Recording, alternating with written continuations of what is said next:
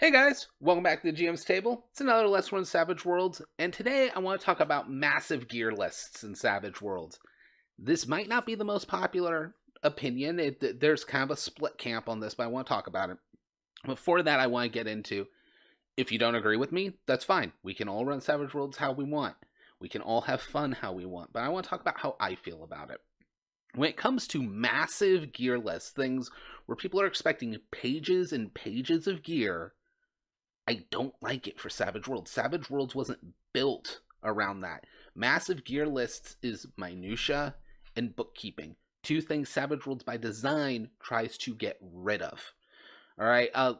This isn't a knock on Savage Worlds. I actually think for what they converted, they did a great job bringing as little and as streamlined as possible Savage Drifts in. But with it, I see a lot, especially when it first came out, a lot of people like, why isn't this converted, this converted, this? Why don't we have all these conversions? Why isn't every piece of gear from Rifts in Savage Rifts? Because Savage Worlds doesn't need it. It doesn't need a gun that does the exact same thing but is one square better in range. It doesn't need those things. Keep it simple, keep it loose, keep it streamlined. We don't need two power or two mechs and know that one is 5 feet per round faster, but fundamentally every single thing's the same. It doesn't matter that much in this game. It really doesn't. Yes, it is. It's 5 feet faster, and I want the one that's 5 feet faster, and I'll spend the money for it. Keeping it simple, here's the thing, especially when it's a system like Savage Rifts where, like, if you're a robot armor pilot, you just start with a robot armor you want. Okay, well, I have two robot armors that are fundamentally exactly the same, but one's 5 feet per round faster. I'm just going to take the faster one. It's not that the faster one shouldn't exist, it's that, well, now the 5 feet slower one, it's wasting page space. It's all about streamlined, consistent game. Savage Worlds cuts the fluff, and superfluous gear is fluff. Now we're going to get even a little further into it. And this is one that might be even more unpopular, but hear me out in this, especially with the mentalities of Savage Worlds. This is going to touch into a lot of your cyberpunk games like Interface Zero. I think Interface Zero can be a very fun game, but I think it tries very hard to be a different game than Savage Worlds in a lot of aspects. Again, if you enjoy it, great, guys. There's a lot of Interface Zero I do enjoy as well. But I don't like the Shadowrun style handling of cybernetics in Savage Worlds, where it essentially goes, cybernetics are as powerful as advancements and as powerful as edges, but they cost money. Because what it does is it basically creates two advancement charts, two advancement tracks your character's constantly doing. Their actual XP, where they're getting edges and skills and all of that, and their money XP. Because when you reach a high enough money XP, you can buy essentially an edge. Now, again, I'm fine with some gear and things like that. But when it comes to things like cybernetics, things that give you massive bonuses, I think they should be part of a character's advancement. I think they should be integral in it. And it can be gear. Remember, Savage Worlds is all about trappings. It can be trapped as gear. However, it means the characters that don't care about cybernetics do get fundamentally left behind. And this isn't me going, oh, I hate cybernetics, I want to play this character. It's a problem of making it this level playing field for people where, yeah, well, then they have their money. Well, yes, but if I've seen a lot of systems, this isn't knocking specifically Interspace Zero, I've seen a lot of systems, and Cyberpunk's one of the worst offending genres, where if I don't want to be kitted out with cybernetics, the money flow isn't designed for me, so I actually end up with money I just don't care about. I've seen it happen. Again, I tend to run the games. I've seen it happen to my players, and those players don't get as much out of the game and then kind of feel lacking. Yeah, I'm rich, I'm wealthy. It also creates this issue, especially in Cyberpunk, where they're rich, they're wealthy. They have no need to go do more jobs because they didn't keep buying these cybernetics. They do it for the thrill, but they're so loaded, it doesn't matter. Personally, for Savage Worlds specifically, for this system, How I like cybernetics, and probably my favorite implementation of cybernetics, is API, Apocalypse Prevention Incorporated. I mean, I haven't checked it out. It's actually a really great setting and a really great tweak on the mechanics and stuff. Cybernetics, you buy through edges. I believe there's two edges. There's one that gets you like nice quality cybernetics that you get less of, or you can get more cybernetics, but they're kind of shoddier and cheaper quality. That's just it. That's how you get them. You don't buy your cybernetics. You get them. If you lost an arm, you take the edge, and one of the cybernetics you pick is a cyber arm. Fine. If all you want to do is replace your arm and do all the things an arm normally does, it does that. However, every cybernetic also has things that can go above and beyond, because it's cybernetics. They should go beyond human capability. I believe the arm is either +1 parry or like a fighting bonus. I'm drawing a blank. It's early in the morning. But if you want to do that, you have to make what's called a sync roll. And it's not a typical arcane. First of all, you could say it's an arcane background in the fact that you do take an edge to get access to these, and then you make a skill roll to use them. But it's not a background edge. You can pick them up at any time as long as you're in a situation where you can get your cybernetics. But it's also not, there's a sync skill. No. If you took like a cybernetic arm, you would then have a cybernetic arm skill. And if you want to activate the super ability for it, you roll your sync roll for it. And different cybernetics, depending on how advanced and all kinds of different things, have essentially a casting modifier to successfully activate. If you activate for a duration, boom, you have its +1 parry, or your fighting die goes up by 1. Again, I'm drawing a blank on which one. But it's same core concept. It makes you better at fighting with that arm. Cool. It's basically a power. It's the boost trait power in an arm. What I really like, though, is they found a way to kind of bridge the gap between, oh, well, they're just trapped powers. And one of those great things of gear lists is your mods and your tweaks and making everything, fitting all these little pieces to make it your own.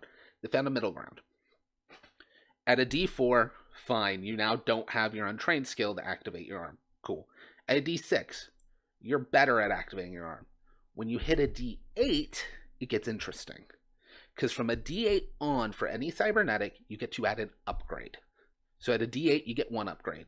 When you raise it to a D10, you get another. D12, you get another. Now, the arm, I use the arm as an example because some of their upgrades are real easy to comprehend. You can take an implanted gun. You can just have, boop, and now there's a gun that fires. So you don't have to hold a gun. Once you add a D8, you just have that. And it's not, you're not activating the arm's power. It's just this little thing you have that's now a new always-on thing. They're typically not game-breaking. Some do go, when you activate, it's this much better. So there is those ones as well. But the arm I like because there's a lot of passives. There's things like, oh yeah, you can have the implanted gun. You can have an implanted blade. You can have an implanted computer. So you just have like a cell phone or like a hacker computer built into your arm. Things like that. There is also things like, again, I can't remember if it's fighting or parry because I know one of the upgrades is it just gives you upgrade parry when you activate it.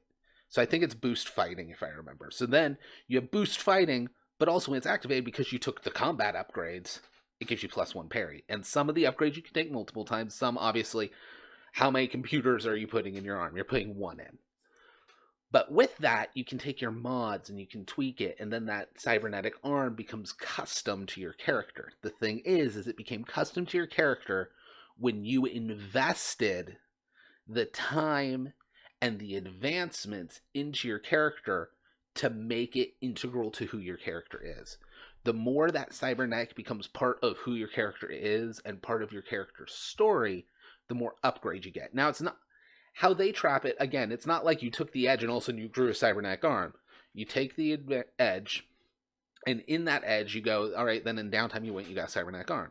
When you up your skill during an advancement, you also, during that downtime, went and got an upgrade to your arm.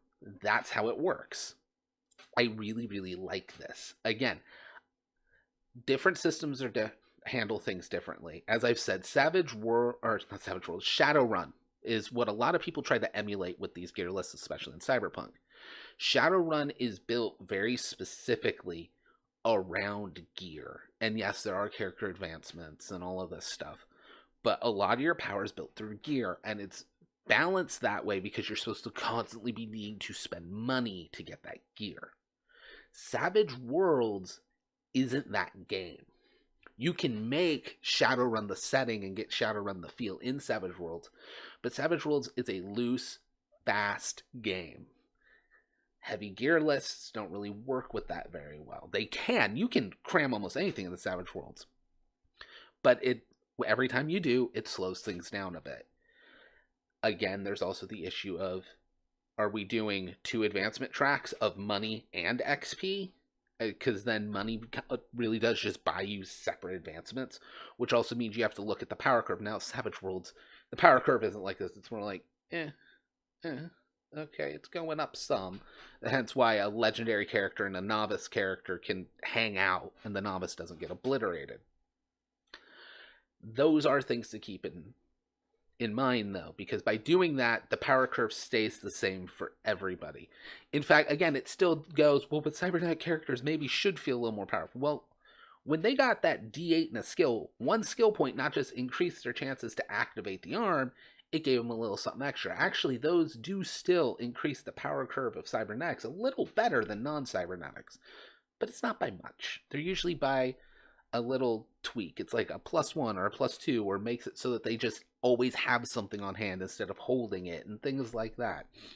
It helps round it out and keep everybody kind of on par, and that way you can have a completely kitted out cybernetic character with the guy who doesn't touch cybernetics. They can be best buds, hang out, and if they're both at 20 XP, they both feel like they're at 20 XP. Again, the power differential doesn't matter much in Savage Worlds, but that player who's at 20 XP without the cybernetics can end up feeling cheated when their buddy who went cybernetics feels like he's at 30. You can hang out, but we all know which one's the more powerful character. And this isn't just combat, because of how cybernetics works and how gear can work. It's whatever they want to be good at, they just get crazy good at. I think that's a good way to handle it. I'm not even touching my opinions on skill chips and gear that can sidetrack, because usually that's built into a setting. And the setting tends to be balanced for it. But check that out. Look at that as an alternative for cybernetics. Look at trapping abilities and powers and even just your character's skills as gear if you really want a gear character. Look at all that stuff. There's a reason why in the Supers Companion, yeah, gear is cheaper because it can get lost or it can get disarmed or broken, but it's still very much tied to your character. There's mundane gear, or mundane for the setting, because some settings what's considered mundane. A chain sword is not mundane in a modern game. In Rifts, I'd say it's on par. It's to allow characters to have access to that stuff without going crazy, especially when you compare it to the powers and to the cybernetics. That chain sword is just kind of staying on par. It's not huge. It's the Savage Rift's combat knife in a lot of ways. But look at that, and if you're somebody who feels you want long gear lists and all of that stuff, step back for a second and look, how much faster will my game be if I go this route? And what do I really lose in Savage Worlds? There's some systems where you do lose. There's systems of minutia where it matters. But in Savage Worlds, does it really matter? Anyways, I'll catch you guys next time. Bye. If you like that video, check out another video over here. Whatever it is, it's probably pretty good. Don't forget to like, share so other people can find the channel, and subscribe right up there. YouTube now won't let me put a link to the Patreon, but there is a link down in the description below. So if you want to help support the channel, check that out, and I will catch you guys next time.